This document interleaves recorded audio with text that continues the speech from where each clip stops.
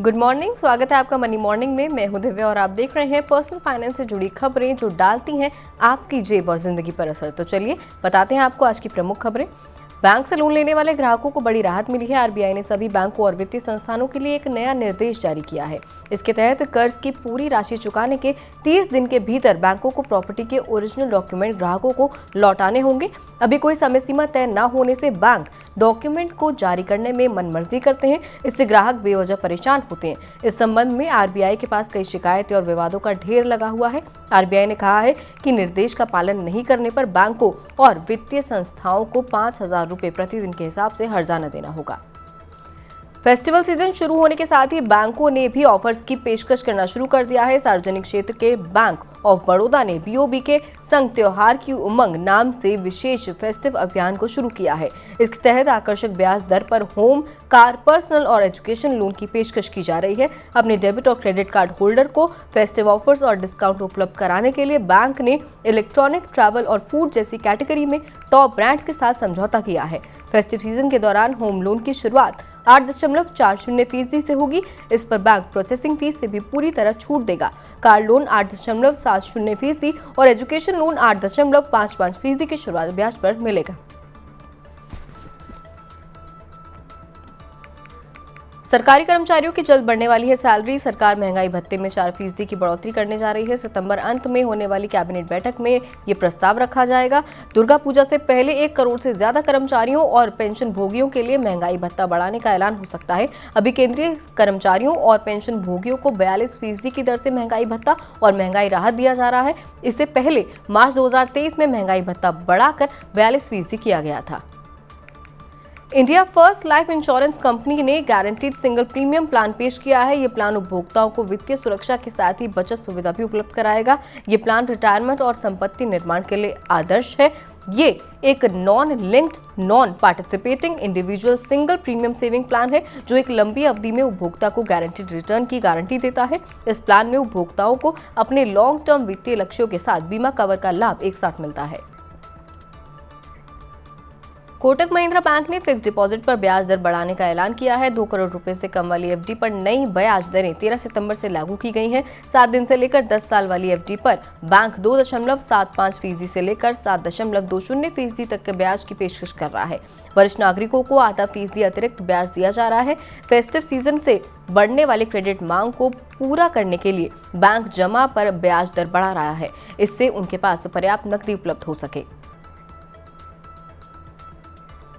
Diesel कारों पर 10% अतिरिक्त टैक्स का सुझाव देकर ऑटो कंपनियों को चिंता में डालने के बाद सड़क परिवहन और राजमार्ग मंत्री नितिन गडकरी ने आज उन्हें खुश कर दिया है। नितिन गडकरी ने कहा कि सरकार यात्री कारों में 6 एयरबैग अनिवार्य नहीं करेगी। सरकार ने पिछले साल यात्री वाहनों में 6 एयरबैग अक्टूबर 2023 से अनिवार्य करने का प्रस्ताव रखा था। ये सुरक्षात्मक कदम सड़क दुर्घटनाओं में होने वाली मौतों का आंकड़ा कम करने के लिए उठाया गया था। वाहन कंपनियां इस नियम को अनिवार्य बनाने के पक्ष में नहीं थीं। कंपनियों का कहना था कि 6 एयरबैग को अनिवार्य करने से छोटी कारों की लागत बढ़ जाएगी। दिल्ली से मुंबई अब आप केवल 12 घंटे में पहुंच जाएंगे। 1 लाख करोड़ रुपए की लागत से बनने वाला दिल्ली मुंबई एक्सप्रेसवे दिसंबर तक पूरी तरह तैयार हो जाएगा। अभी वडोदरा तक एक्सप्रेसवे का काम पूरा हो चुका है। इसके आगे निर्माण के लिए टेंडर प्रक्रिया को 12 पैकेज में बांटा गया है। 12 में से 6 पैकेज आवंटित किए जा चुके हैं। सोलापुर पैकेज पर काम भी शुरू हो गया है। इसके अलावा 1270 किलोमीटर लंबे सूरत चेन्नई एक्सप्रेसवे का निर्माण भी जल्द पूरा होने की उम्मीद है।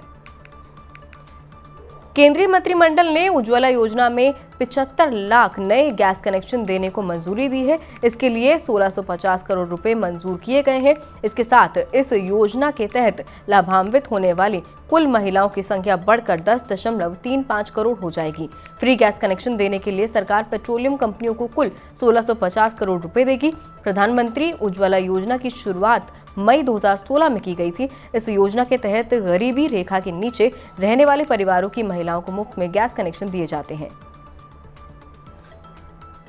फेडरल बैंक छोटे कारोबारियों को कर्ज देने पर फोकस कर रहा है। अपनी बैंकिंग सेवाओं का विस्तार करने के लिए बैंक 100 नई ब्रांच भी खोलेगा। फेडरल बैंक तेजी से आगे बढ़ने वाली एसएमई सेगमेंट को क्रेडिट लाइन उपलब्ध करवाकर अर्थव्यवस्था की गति बढ़ाने में अपना योगदान देना चाहता है। बैंक तमिलनाडु, कर्नाटक, आंध्र प्रदेश और तेलंगाना में नई शाखाएं खोली जाएंगी।